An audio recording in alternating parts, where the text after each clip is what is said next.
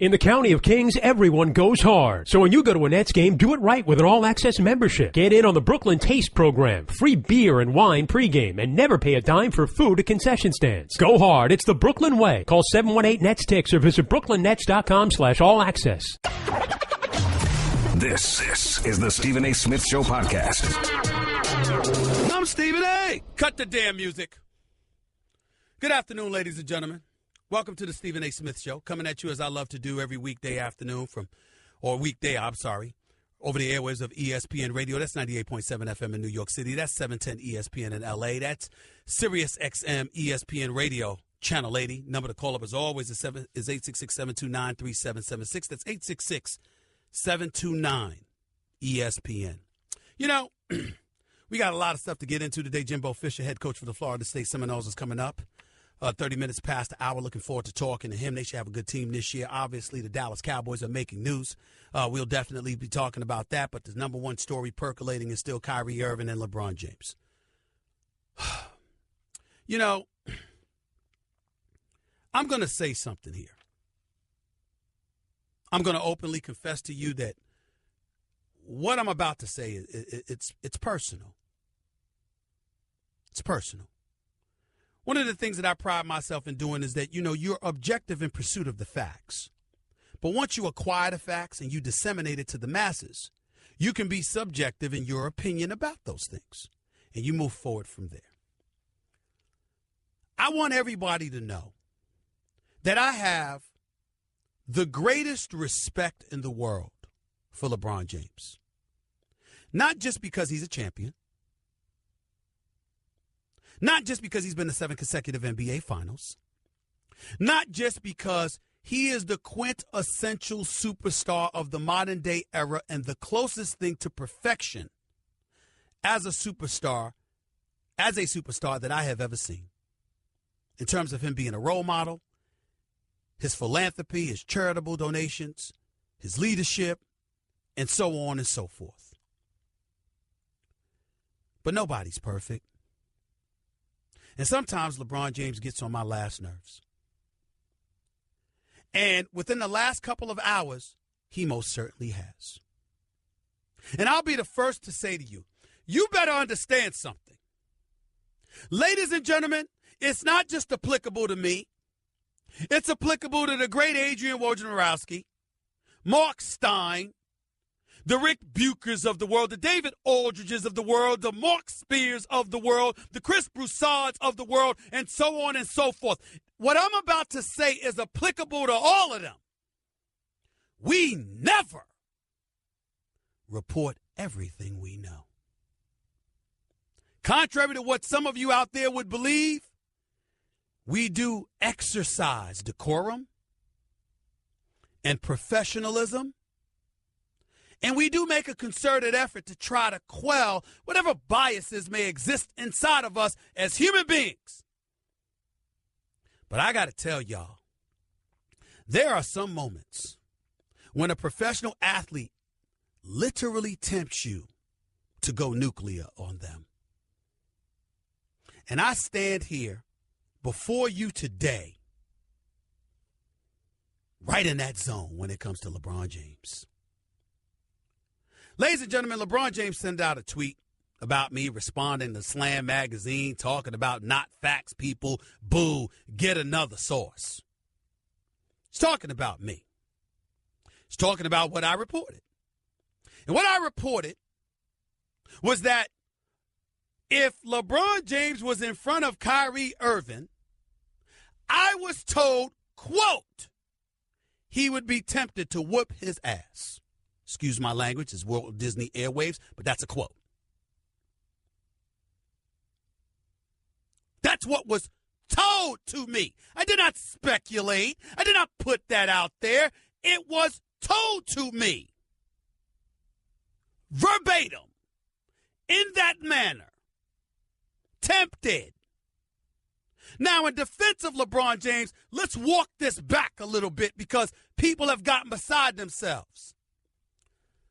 LeBron James has always exercised class. He's always exercised professionalism. He's a businessman, and rambunctious or contentious or irresponsible behavior doesn't ingratiate himself to the businesses that he represents. He's not going to hit Kyrie. He's not going to get into a fight with Kyrie. It wasn't meant to be taken literally. It was meant to highlight his level of frustration with what he perceives to be something that Kyrie Irving is doing in his eyes, which is to say he believes that Kyrie Irving, who is a big-time talent and, as far as I'm concerned, a superstar in his own right, who is a champion, wants to leave, and that should have been that, rather than Kyrie Irving trying to make his departure about LeBron James because it makes LeBron James look bad, and LeBron James feels betrayed.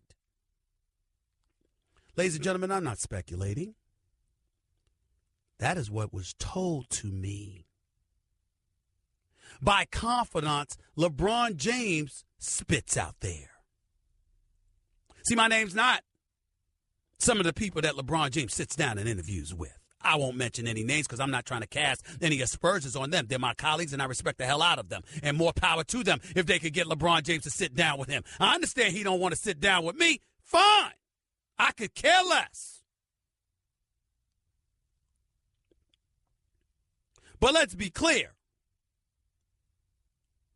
LeBron James likes comfort. And let's just say I don't make him too comfortable. Why? Because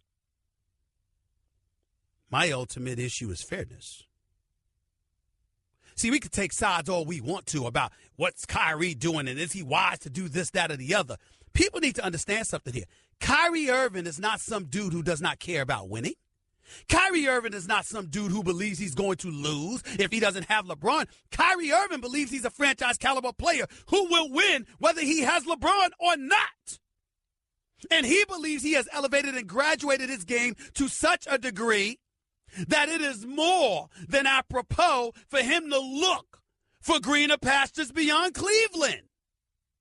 He believes he's worthy of being the face of a franchise. One of his mentors is Kobe. And we knew how interested Kobe was in being somebody's sidekick or perceived as somebody's little brother. That's Kyrie Irving. And also Kyrie Irving,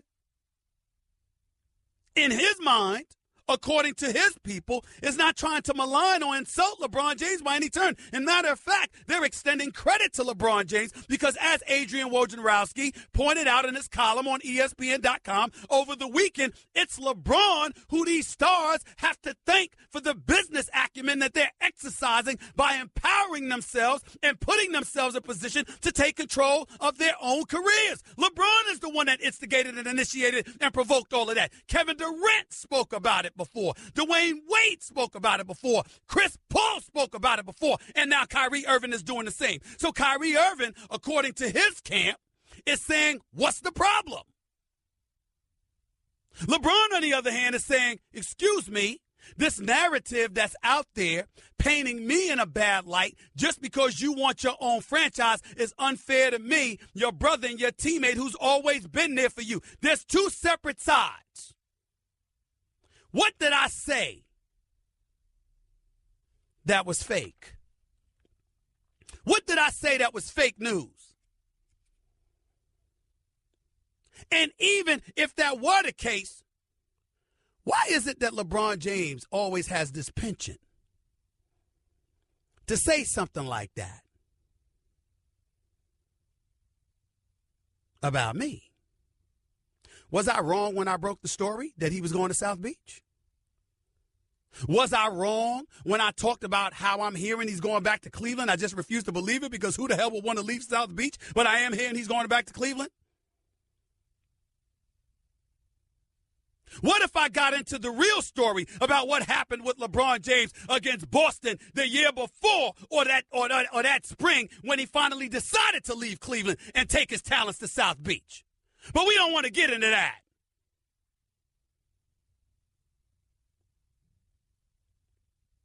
See, what makes LeBron look bad, the same LeBron that doesn't want to comment about Kyrie, the same LeBron that's in the offseason and didn't want to talk to the media, made sure to talk to Slam, didn't you? You made sure to take a shot at reporters, didn't you? on Twitter and Instagram. Ladies and gentlemen, LeBron James has access to my number.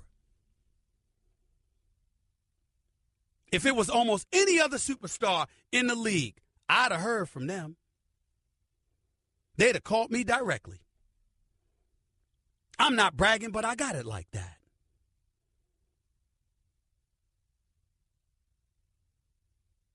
Two people. Two are different. LeBron James and a couple of years ago, KD. Let's get to LeBron James.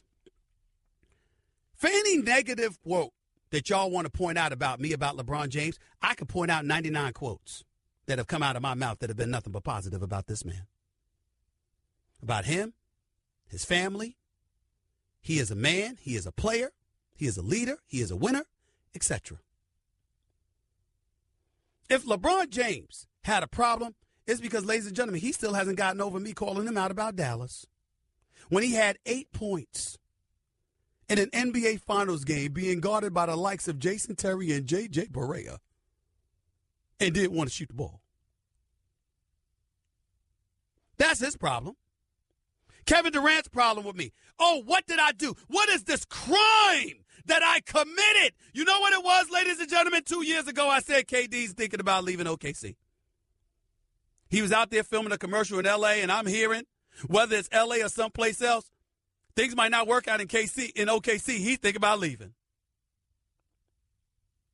Not only did he say I was wrong, he said, I don't talk to Stephen A. My family don't talk to Stephen A. My friends don't talk to Stephen A. Mama's on the show. Brother coming up to tour at ESPN. He chilling out with me months earlier at 40-40, but he never talked to me. LeBron James, you in Dallas, stinking up the joint during the NBA Finals. You openly admitted you stunk up the joint and how that was a growing experience for you and how that enabled you to ultimately become a champion. But because I had the temerity, the unmitigated gall to point out something you did in front of 50 million people, you all caught up in your feelings. And this is the same LeBron James that wants us to believe that his feelings really are of no consequence with this whole Kyrie Irving situation. Stephen A. points out what you did in front of 50 to 100 million people by stinking up the joint in your NBA Finals series against Dallas. You ain't get over that. But Kyrie Irving saying he don't want to play with the Cavaliers anymore. And this narrative about you not being happy about that suddenly is fake news. This is after people close to you, who you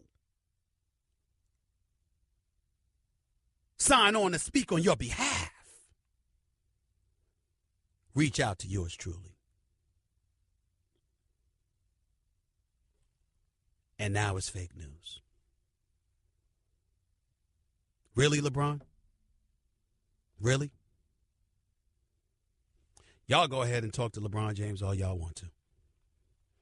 I'm going to watch this great, iconic athlete, one of the greatest we have ever seen, arguably the greatest athlete we have ever seen, who is a phenomenal player, father, husband, philanthropist, and man. I will continue to watch him to do his business. But I have nothing more to say in regards to this particular subject, but this and this only. What I quoted somebody as saying, I stand by. The facts that I've accumulated by speaking to over 30 different sources this weekend, I stand by. I'm not budging or inching back one bit. I said what I meant. I meant what I said. And if LeBron James wants to refute that, I welcome the opportunity for him to do so. I can't wait. Gives me more an excuse to go in even deeper. Kyrie Irving Say what you want about him. The brother's a big-time ball player. He can ball. He's a champion. And the one thing that stood out with me about him is that he says, meaning his camp says, we had a private meeting. We promised Cleveland we wouldn't divulge a thing, and we never did. It came from somewhere. LeBron James' side emphatically denies that it came from them. Where's the fake news? Where is it? Don't hide behind 40 characters, LeBron. Speak. Rachel Nichols is on the way and waiting for you. So is Brian Windhorst. Talk to any of them. Love to hear your response to that. Where's the fake news? 866-729-ESPN is the number to call up. That's 866-729-3776. Jimbo Fisher up in 13 minutes, but not before I get back to you in a second. It's Stephen A. on ESPN Radio. You're listening to the Stephen A. Smith Show podcast. This is Stephen A. Smith here. When it comes to our cars, one thing is almost certain. Something at some time is going to break down, and if your vehicle warranty is expired, one big repair can break your bank. There are auto protection plans out, but one stands alone. Toco Warranty. With Toco, you don't pay upfront fees for service you may never use. Toco makes protecting your car easy with their pay-as-you-go plan. Just pay a small amount each month and keep the protection for as long as you like. With Toco, there's no long-term contract, no upfront fees, and you can cancel at any time. So get peace of mind, please, knowing you are protected with coverage plans on the engine, electrical, transmission, cooling system, drive axle, and more.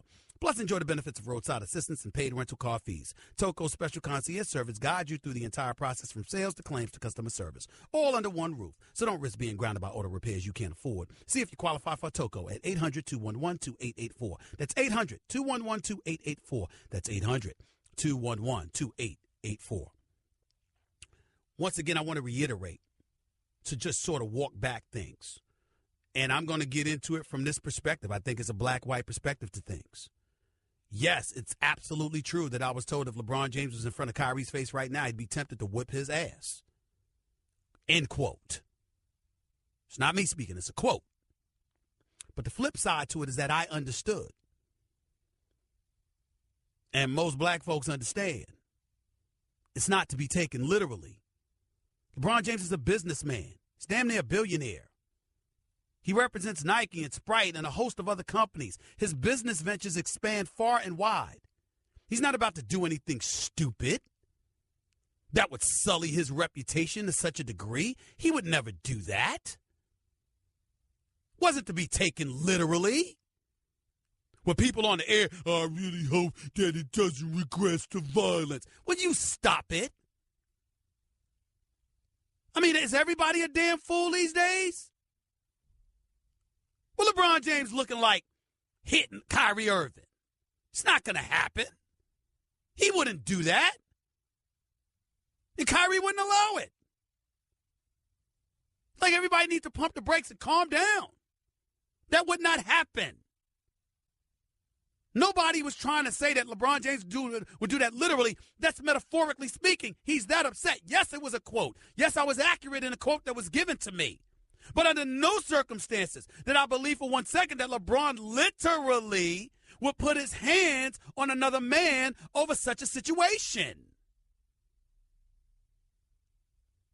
It was just somebody speaking about how upset LeBron was because he felt betrayed by the narrative that has been out there.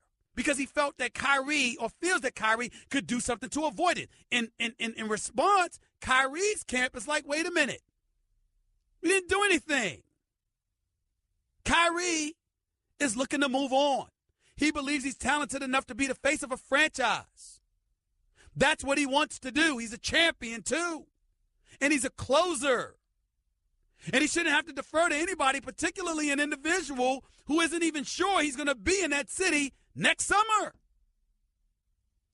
By the way, Kyrie didn't learn that on his own. LeBron taught us that. Because LeBron has encouraged all of us not just to be athletes, but to be businessmen. It's a compliment to LeBron, not an insult. Those are the two things that exist here. The dichotomy in the opinions in terms of what's being disseminated. That's all. That's it.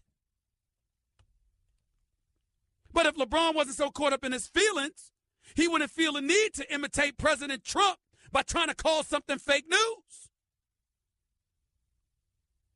I'll tell you what's really fake. You playing 45 minutes and 43 seconds in Game 4 of an NBA Finals with the likes of J.J. Barea and Jason Terry on you 6 years ago, scoring just 8 points on 3 of 11 shooting, and still haven't gotten over the fact that you was called out about it. But I guess that's fake too, huh?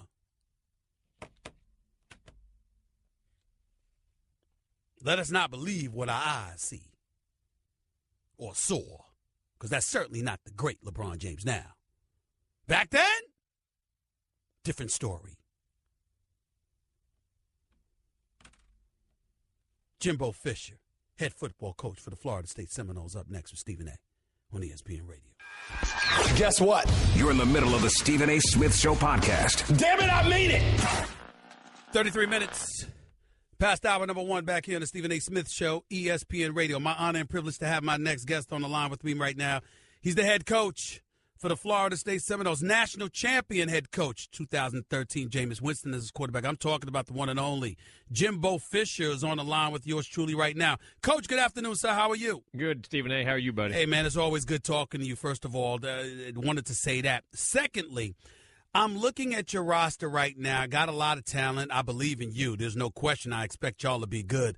But you're opening the season in Atlanta, the new Mercedes-Benz Dome against Roll Tide, baby, Alabama and Nick Saban. Talk to me about that and why you agreed to open your season with that kind of game. Well, at the time, I mean, you're getting into this college football playoff world. Mm-hmm. And you go to these big games, the venues, at the neutral sites when you go play them, and it's the first time your kids ever walk in because you're at the home and everything else. This is one way to create the atmosphere, the environment, the drama, and all the clutter that those kids have to learn to deal with to play in those kind of atmospheres. I think the more times you put your team in it, the better they are. And I think it's a great way to start the season. And now people are calling this the greatest opening game in college football history with the rankings and all that. We'll find out about that. But at the same time, it just creates that atmosphere. And we're the two winningest teams in the country in the last 7 years. So I think it's a great way to open up. Coach, I know that you try to think positive and whatever, but I also think successful coaches entertain worst-case scenarios and prepare themselves accordingly.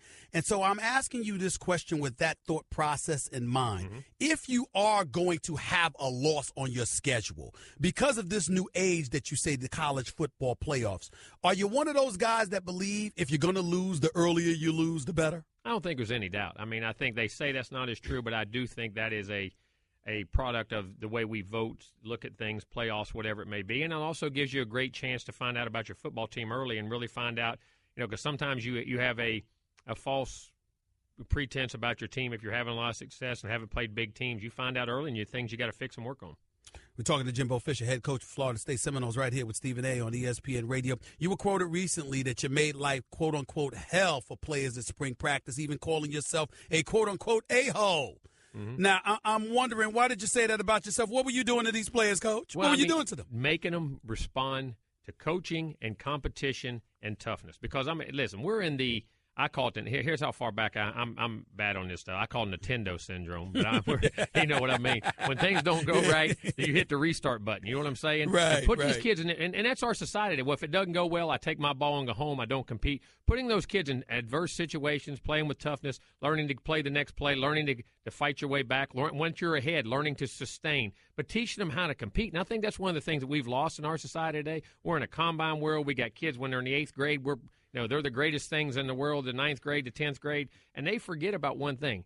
I mean, at the end of the day, when they put that ball in and they put it down, it's 0-0, whatever sport you're playing. Mm-hmm. And you got to earn it every day, and you got to learn to compete. Whether you're on the good days, it's great. But what are you doing on your bad days? How do you get out? Just like we saw Spieth win the British Open the other day. Yeah. He had 4 bogeys, and all of a sudden say, you know what, I need to get out. Nobody in history has ever done that. and teaching your kids how to compete and play in those situations. And I think in today's society, the way we are as a society, I think that's more critical than ever. Well, it's interesting that you say that because, Coach, maybe you felt this way before, but I've never seen those quotes associated with you as it pertained to a particular spring practice or whatever the case may be. So I guess I'm asking that question. Is there something that you're seeing now that you didn't see a year ago, that you didn't see 5 years ago or 3 years ago? Is there something that's percolating that's going on, whether it's in college football specifically or in society overall, that you haven't seen before that has you very concerned? I think it's both, and I think I saw it early in our team last year when we had some tight games, some tight situations get away from us. And, when you have whether you win or lose, they're all learning experiences and what you have to gain from them. And I said, listen, I never want that to happen again. And I think if your mental toughness, your competitive nature, and understanding how to process things and move to the next play will enhance, I think that will help eliminate those situations that we went through. And that was one of my things that I wanted to go into and make sure we fixed. Coach Fisher for Florida State right here with Stephen A. on ESPN Radio. You lost a guy, somebody special. Rushed for 4,464 yards and 46 touchdowns the last 3 seasons with 3 consecutive 1,000-yard seasons. I'm talking about Mr. Dalvin Cook. How you going to replace him? Well, I don't know. I mean, how do we ever replace Deion Sanders? How do you ever replace Derek Brooks? I mean, you don't ever replace them, but what they have done for you and the way I look at things, just like Jameis Winston, they set a standard of how they played. Now it's the next guy's job to reach that plateau. You don't know if you ever replace them and how they do it, but somebody's going to rise up and find that competition level within themselves of greatness that they want to be thought of just like Dalvin or Jameis or Charlie Ward or Deion or Derek Brooks or whoever it may be, Warwick Dunn. And they set that standard, and that's one of the great things at Florida State. The next guy has the ability to climb to that. I'm not sure who it is. We'll find out when practice starts, but I think we got some great candidates. What about at your quarterback position, DeAndre Francois? I mean, he looked pretty good last year. He's going to be a redshirt sophomore now. You got to retool that offensive line, obviously, after losing Roderick Johnson. But at the same time, I'm wondering, what's your belief in him? What have you seen in him? Who does he remind you of? He's very unique in his own way. And what I love about him, the toughness, the competitiveness. Listen, those guys know this guy's going to take bullets for us. He's going to stand in there, do what he has to do for us to win. And I think when your quarterback's tough, your team's tough. And here's the other thing. When they know this, the last-minute drives that he made last year, he had 5 of them to score within the last 2 minutes. And even not just your offense, how hard they're going to play, that defense. And you know what, guys? Let's go do whatever. We got to get that ball back. We're going to find a way to – if we get it back to DeAndre's hands, if he touches it enough times, we're going to be successful. And I think he creates that excitement about it, about our team, and our guys have enough confidence in him. And he has shown that through the offseason, his work, his workouts, the way he's progressed as a player and everything, and they love him, and I think they'll play. I think the whole team will play hard for him. You had a guy in DeMarcus Walker on the defensive side of the ball who had 16 sacks for you. He's gone now, but your defense ranked 44th in the FBS. You allowed 25 points per game. How are you going to alleviate that? How are you going to make things better in that regard? Well, I think the last half of the season we did that, and I think we had a lot of experience. I think the experience up front with Derek Nottie, Brian Burns had 9.5 as a freshman. Josh Sweat up front. DeMarcus Christmas. Matthew Thomas is really merging back into play, and Henry Derrick. And then you get a guy back named Derwin James that is not a bad player that I think is really going to enhance some things. Trey Marshall. And then you had McFadden who led to – you go back and look at those last 6 to 8 games. Well, we really took a lot of progress in the way we played, and I'm really anxious to watch us go play this year. I am. I think our defense has a chance to be a very, very good defensive football team. Derwin James, you brought him up, Coach. How's that knee injury? It's been great. He's been full speed, and biggest thing for him, I'm telling him, slow down. You can't play a whole season in one game. He wants to play so bad, but he's ready. He's physically ready. He's mentally ready. He's been in the office coming and talking and about leadership and wanting to win a championship and things he can do to help the guys around the team. Coach, what do you think that I could do more to get guys to do this? I mean, I really like his demeanor and where he's at right now. You also quoted Jimbo Fisher as saying that the ACC, not the SEC, is the best conference in college football. Some would disagree with that, obviously, because they're thinking about the SEC and Alabama. Explain yourself, Coach. Why do you feel so adamant that the ACC is the best conference in college football? When you go top to bottom, first of all, look at the last 4 to 5 years. We've had 2 national championships. We've played 3 out of 4. 2 Heisman winners, the head-to-head matchups with all the other conferences across the country. And I think they're all good. I think college football has such parity now, it's crazy. But I think the ACC is playing over the influx of coaches coming into the ACC now. And then you go back in the last 5 years, 8-3 in either playoff games or major New Year's 6-day games, the ACC's record. So when you do all those things, listen, I'm not down in any league. I think I coached in the SEC for 13 years. Alabama is a tremendous university, tremendous team. We're the 2 winningest teams, Alabama and us, in the last 7 years. But at the same time, I think the credit from our coaches, our players, and the commitment that the ACC has made to football, I think right now we're playing as good a football as anybody. Jimbo Fisher right here with Stephen A. on ESPN Radio. Coach, before I let you get on out of here, I mean, You spoke a little bit about the contribution former players make. One of the things I like when I watch a program, I see those former players on that sideline. Oh, yeah. Derek Brooks stands out in your mind. Prime time is going to wear Florida State Seminole all day long. We all know that. Well, what kind of contribution have these guys made to your program, and how much of their presence do you attribute to your success there? I think it's big because, listen, people want to go to places that have traditionally had historic places that have won and why you've won. And when all those guys come back, all the way back even to Ron Simmons, back when Coach Bowden started those great Orange Bowl teams, and you go all the way through the 80s and 90s, that there's nobody had any better players than we have, and it's a great tradition. We have different venues that they come back to in the spring. A lot of them come to our camps and work in the summer on their own just to come back and give back and want to be around the players in the program. We have them on sidelines during the game. We bring so many back a game. I think it's a huge part. Who wants to be the next Deion Sanders or Terrell Buckley or Leroy Butler or Derek Brooks, Marvin Jones, Charlie Ward, Chris Wink, you name it, Warwick Dunn. I mean, you go down the line, and all the guys we've had, Jameson, Devontae Freeman, and all the guys that we've had here, I mean, they want to do that. And I think tradition and history says that success is possible in the past, and you can be one of these great legends too. And I think they want it. Those guys want their legacy leaving back is for the next generation to keep pushing it. And I think it's a combination of us wanting them wanting us, and I think it's one of the great things that make Florida State, Florida State. Last question for you. How's Jameis Winston going to do this year, especially now that he's got O.J. Howard out of Alabama? Jameis Big time. I think Jameis is phenomenal. I love him and everything about him. But listen, when you're around that guy, I know you guys have the infectious personality, the commitment to winning, the desire, the competitiveness. There's nobody any greater. And this guy was going to be in that league a long time and be a great player. And I expect him to, I don't want to put pressure, but they're going to push and move forward. Him getting Deshaun Watson, being able to take the top off now with Big Mike underneath, I expect them to do some great things. I got news for you, sir. You ain't too shabby yourself. 78-17 in your 7 years in Florida State. 5 bowl victories in 7 years plus a national title. Jimbo Fisher, head coach for Florida State Seminoles. Always appreciate your time, buddy. Looking forward to seeing you. I might show up to that game against Alabama. I might show up down there, Coach. Come on down the sideline. You stand with the guys. I appreciate you, Coach. Thanks so much. Thank you, Stephen A. Take it easy. The one and only Jimbo Fisher, head coach of Florida State, right here with Stephen A. on ESPN Radio 866-729-ESPN. Is always the number to call up. That's 866-729-3776. Say what you want, but the man has an impeccable resume. It's big time, no question about it. Interesting to see. It's going to be real interesting to see that game. Florida State versus Alabama. Both going to be ready for that one. It's going to be interesting. But what I love about it is that as long as they both show up and play competitive enough, nobody gets blown out or annihilated, still and all, you might see them down the road. You just never know. More of the Stephen A. Smith Show on ESPN Radio in a minute.